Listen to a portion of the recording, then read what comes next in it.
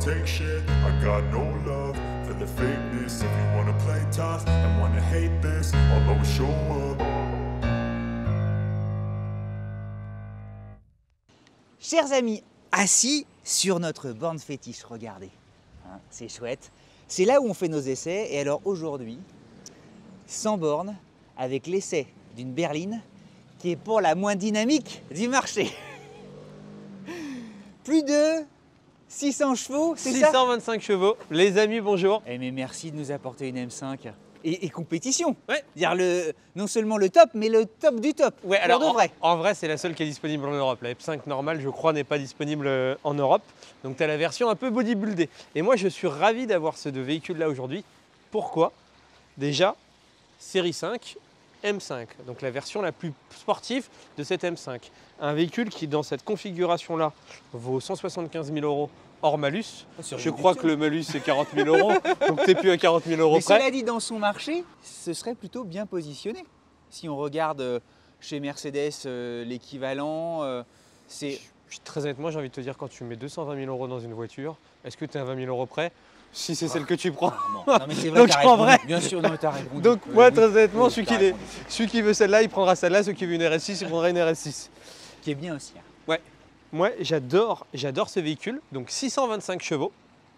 C'est un véhicule qui fait légèrement moins de 2 tonnes, qui fait à peu près 5 mètres. Le 0 à 100 en 3 secondes 3. Moi qui conduis une 911, pas au quotidien, mais qui a la chance d'avoir dans mon garage une 911, je n'ai jamais conduit un véhicule aussi bien. C'était ton rêve. Oui. Tu vois, et t'as dit, je veux absolument l'essayer. C'est donc à la hauteur de ton rêve. Mais en fait, c'est même pas parti de ça, c'est grâce à BMW. D'ailleurs, on va vous raconter les coulisses. Ouais, bien Ce sûr. qui s'est passé, c'est qu'en fait, on se teste un peu sur TikTok. Et donc, on fait des petites vidéos sur TikTok qui font entre 10 000 et 1 million de vues. Donc, c'est pas mal. Et donc, il me fallait un véhicule pour faire des vidéos sur TikTok. J'appelle BMW parce que j'aime bien BMW. Toi, tu aimes Audi, moi, c'est BMW. Et donc, j'appelle BMW en demandant, est-ce que il n'y a pas une voiture qui est disponible? Pas grave, quelle que soit la voiture, un truc si possible sportif, mais comme c'est pour faire des TikTok, c'est pas grave si c'est pas la dernière configuration, machin. BMW nous dit pas de problème, mais on a des bons scores, des bonnes vues, donc pour eux ça fait publicité. Ouais, Avec c'est plaisir, bon problème, on y va.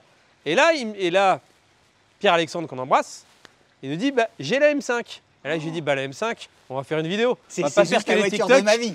on va en faire aussi une vidéo. Donc regarde-moi cette voiture énervée. Moi c'est la voiture quand j'étais enfant dont je rêvais. C'est-à-dire que pour moi, BMW, c'était la voiture des patrons de mes parents. Ils avaient des belles séries 5. Et donc, tu rajoutes une série 5 avec, en finition M et surtout avec la motorisation M. Pour moi, c'est la voiture du papa énervé. J'adore. Je n'ai pas peur de dire aujourd'hui, malgré que j'ai la chance d'avoir 2 Porsche dans mon garage, que c'est une des meilleures voitures que j'ai conduites et qui est au-dessus aujourd'hui de mes Porsche. Parce que j'ai un affect avec cette voiture. L'histoire de la M5, c'est une belle histoire aussi, puisque ça naît au milieu des années 80, Ouais. tu vois.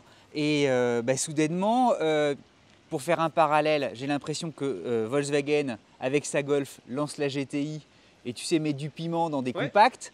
Et puis eux avaient des berlines déjà qui roulaient bien. On se souvient de la 528i et tout ça, qui étaient des voitures un peu très toniques déjà sur l'autoroute. Hein. 535. Et ensuite, boum, ils balancent la M5. Alors là, tout le monde s'est dit waouh! Et effectivement, comme toi, quand on croisait une dans la rue, tu te disais mais le temps s'arrêtait.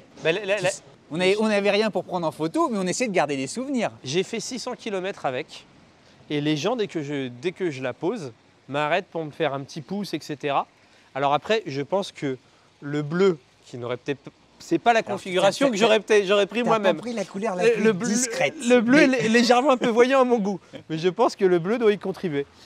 Et on se fait nos 3 points. Vas-y. Hein, tu commences ou je commence? Je vais commencer si tu veux. Vas-y, tu la connais par cœur. Si tu maintenant, veux t'as bien. roulé pendant 3 jours avec et tout.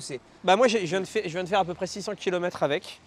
Et ce que j'adore dans ce véhicule, d'abord, c'est tous les petits rappels de logo M qui sont discrets, mais qui sont et j'adore qu'ils sont de très bon goût, surtout quand ils sont noir laqués. Pourtant, moi, j'aime pas le noir laqué de base. Et le logo compétition, mais je trouve ça sublime, moi. Là, Viens voir. Là aussi, j'aime beaucoup. En fait, c'est discret, mais à la fois, celui qui est connaisseur, il voit.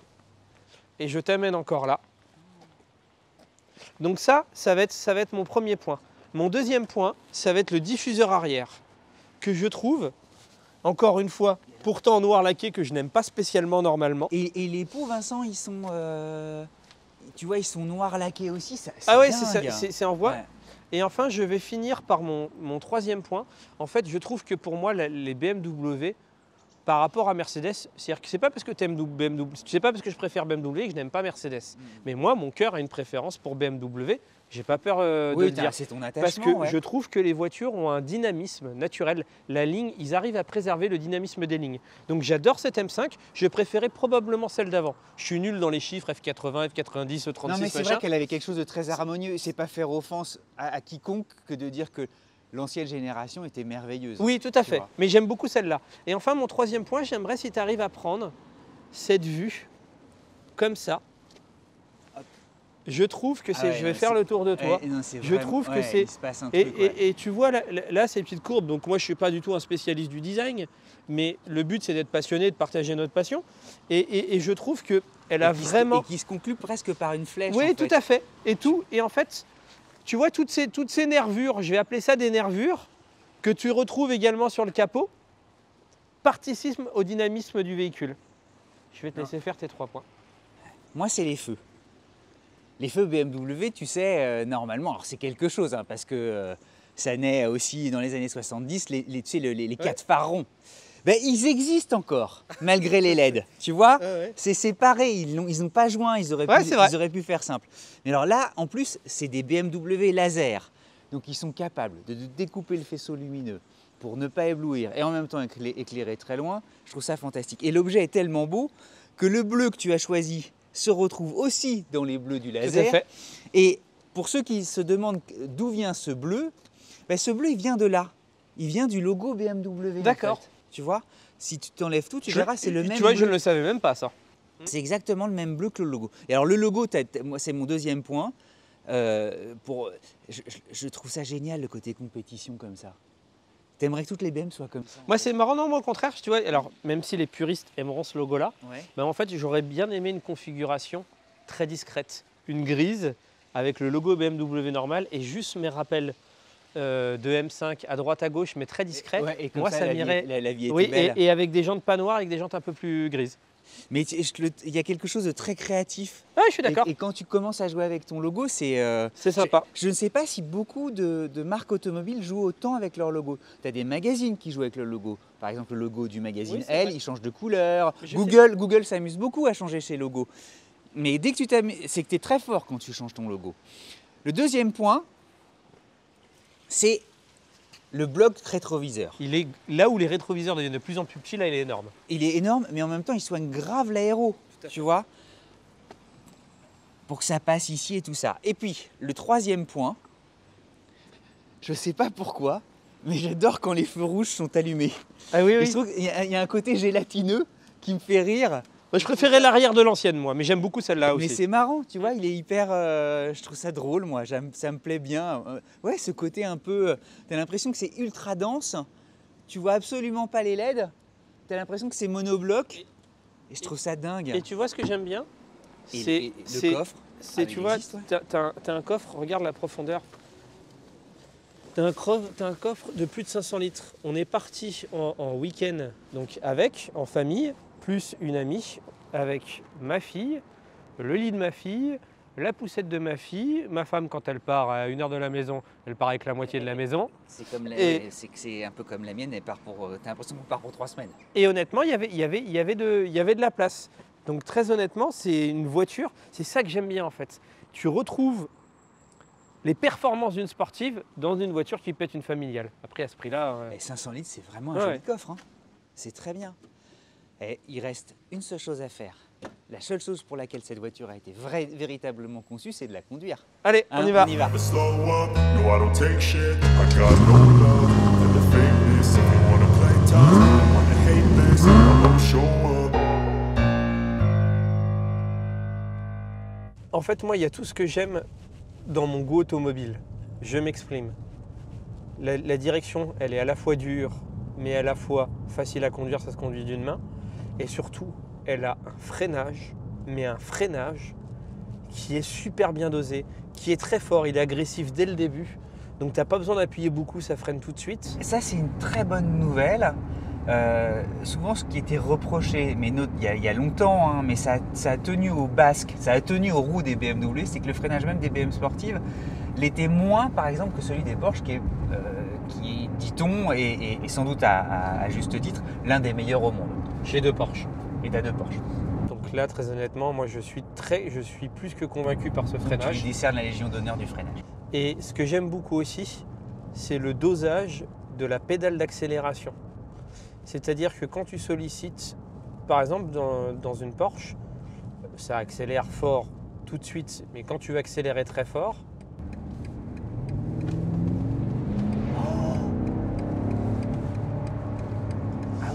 oui, ça fonce. C'est quoi, c'est 3 secondes de 4 de 0 à 100, c'est ça? C'est 3 secondes 3. Et là, t'as pas mis... Et on n'est pas en mode sport. Et t'as pas mis à fond. Ouais, tout à fait. Oh. Et ce que j'aime bien, c'est qu'en fait, là où quand tu es sur une 911, il y a un petit délai, sauf si tu es en mode sport ou en mode sport plus, pour avoir les gaz tout de suite. Là, tu touches à peine, tu as les gaz tout de suite, même en mode normal. Et ça, je trouve que c'est très bien réglé. Non, c'est assez impressionnant. Hein. C'est pas que c'est assez, c'est que c'est impressionnant. On est super bien assis. Tu conduis d'une main, en plus c'est très... ouais. Donc tu la sens facile. C'est drôle parce que ces voitures-là, au plus de 600 chevaux, c'est intimidant normalement. Oui. Je veux dire, tu te dis, mais un conducteur normal, la puissance moyenne des voitures vendues en France, elle doit tourner autour de peut-être 130, 140 chevaux. Oui. Tu vois. Et encore, peut-être que je suis haut, reprenez-moi si je dis une erreur, mais je dirais que ça se situe là. Donc, plus de 600 chevaux, pour nous tous, c'est très très intimidant. On se dit, est-ce que je vais être à la hauteur? Est-ce que je vais... Et hop, on part. Mais honnêtement, ça se conduit assez facilement. J'ai fait pas mal de paris avec. Et j'avais absolument aucune crainte de me faufiler. Moi, dans Paris, j'ai tendance à me faufiler. T'as beaucoup drifté. Hein. Et, on m'a dit, Vincent a beaucoup drifté. Hein. Et ce qui est agréable avec cette voiture, c'est que c'est une 4 roues motrices aussi. Donc, tu vois, les BMW, parfois, peuvent faire, les anciennes, pouvaient faire un peu peur, sous temps de pluie, etc. Oui, on disait que tu faisais parfois quelques têtes à queue sous la pluie sur les ronds-points. Des mecs qui étaient très optimistes et qui avaient envie de montrer... justement leur coup de volant et que ça finissait pas terrible. Ben voilà. Et là, les 4 roues motrices, honnêtement, c'est un agrément. Et on n'a pas encore essayé l'Audi RS6. Après, c'est les goûts, les couleurs. Moi, j'aime beaucoup l'Audi RS6, par exemple. J'aime pas encore bien la dernière génération. Je préfère l'avant-dernière génération, qui pour moi était une réussite à la fois de ligne, un peu plus discrète que la nouvelle génération, et l'intérieur était magnifique. Oh là là là là, le passage en cobalt. On va se faire une jambe en gésie. Vraiment, non, je vais être tranquille. Oh là là là là, le bruit, Vincent. Oh là là là là là là. Ouais, c'est un bruit. En fait, c'est marrant parce que toi, tu utilises souvent l'expression le dernier des Mohicans. Bah là, je sais pas s'ils en referont une autre. Je pense que c'est une dernière fois où on aura une BMW avec un intérieur pas full écran. Alors que je suis un geek, hein, encore une fois. Hein. Mais je trouve que pour moi, intérieur réussi, c'est le mélange d'écran et de boutons. Et là, tu vois, il y a encore beaucoup de boutons. Bon, ça, c'est un peu chiant. Dès que tu passes ta main devant le mode, il essaie de détecter quelque chose. Mais la voiture, une réussite sous tous les plans. Ça freine bien, le châssis est dingue, la motorisation extraordinaire, le bruit est très bon. Et en plus, le bruit, moi j'aime bien quand ça pétarade, mais c'est souvent mal vu, les voitures qui pétaradent. Là, elle fait beaucoup de bruit, mais elle pétarade pas. Donc ça reste quand même élégant, tu vois, ça peut faire un peu beauf, le pétarade. Moi j'aime bien, donc entre guillemets, ceux qui aiment bien aussi, je vous défends, mais je peux comprendre que beaucoup n'aiment pas. Oh bon allez, on va se concentrer sur la BM. Je te répète. J'ai tout mis en manuel, c'est incroyable. Ah non mais on va aux 24 heures les gars. Vas-y, vous êtes prêts? C'est un petit plaisir.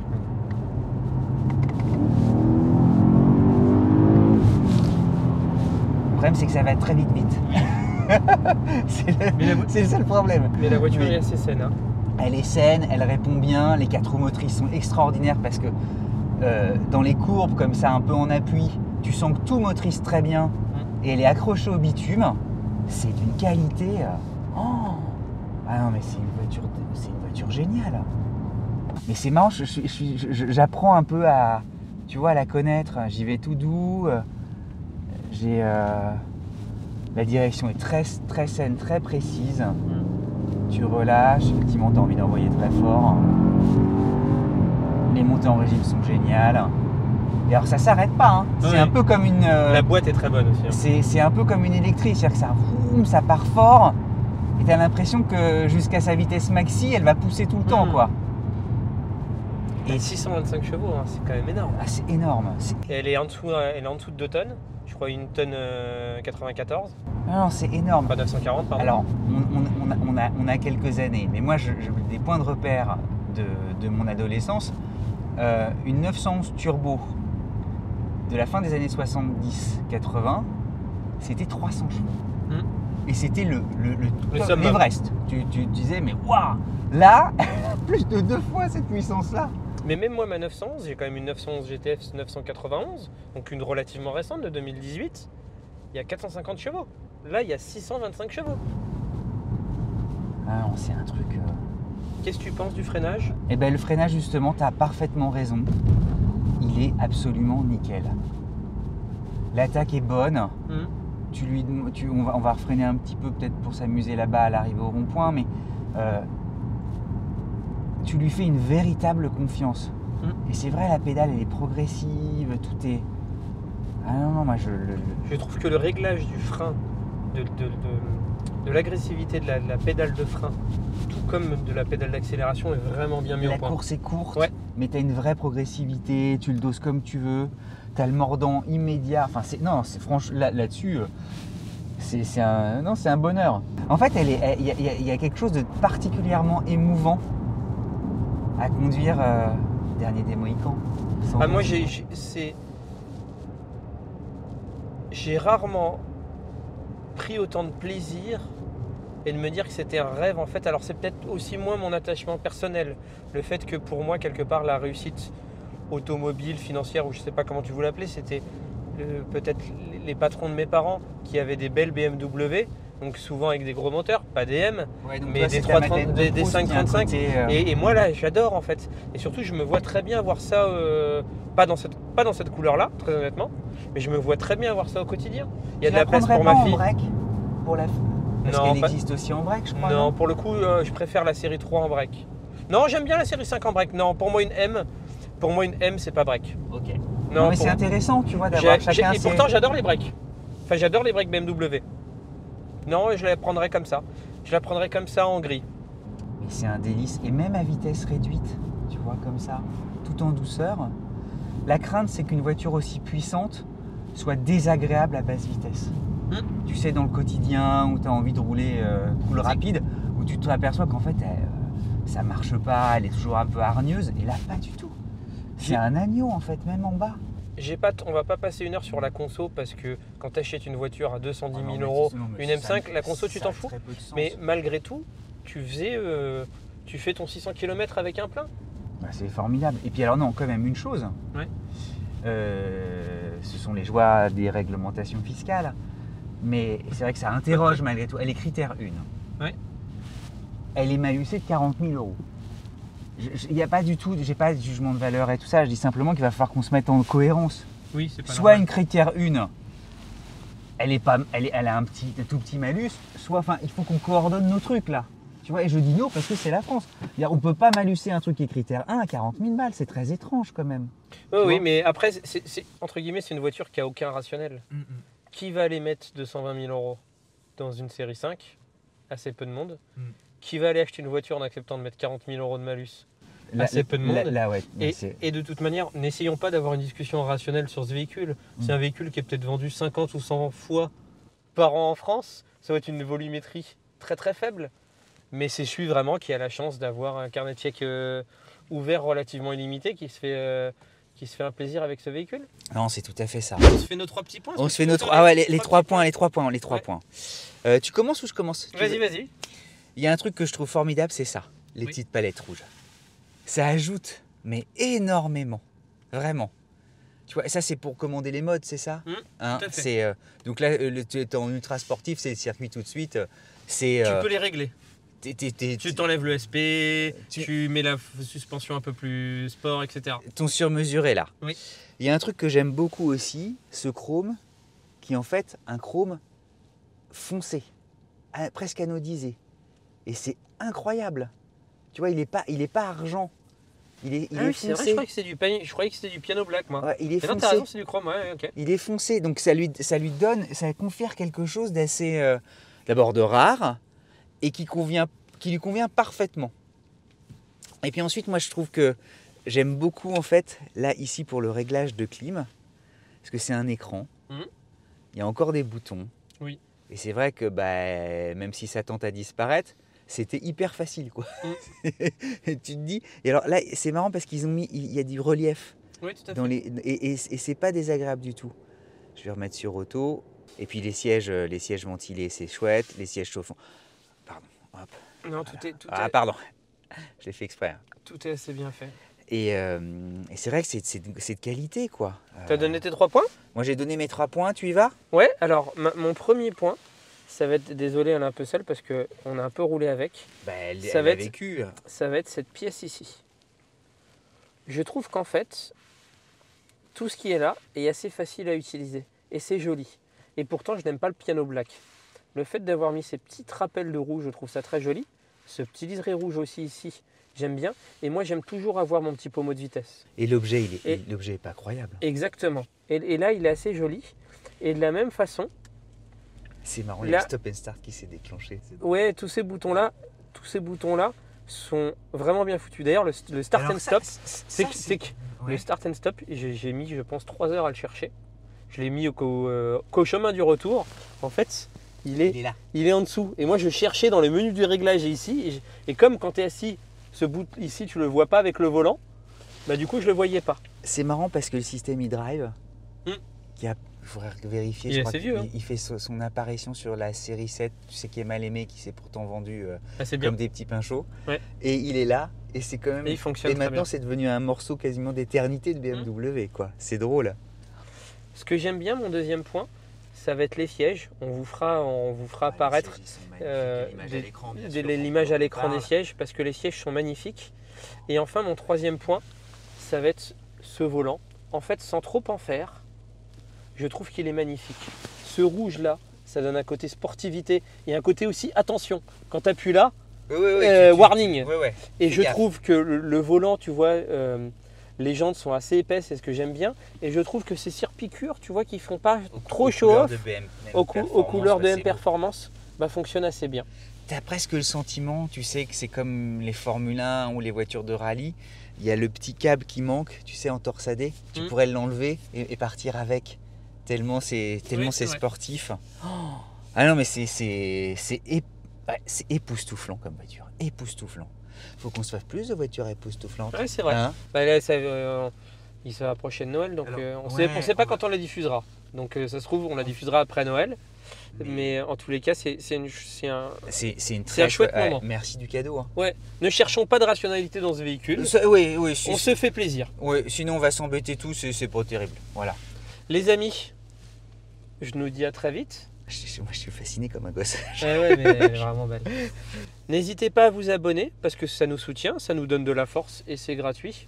De toute manière, on se retrouve très vite pour une prochaine vidéo. 200 bornes Parce que il y en a 200 tous les bornes 2 avec, jours. 200 bornes chez vous. Il y en a, voilà, il y a un bon petit paquet qui arrive. Voilà. Hein. La bise à Les mamie amis, et à on vous très embrasse vite. tous. Never slow up, no I don't take shit. I got no love for the fakeness. If you wanna play tough and wanna hate this, I'll always show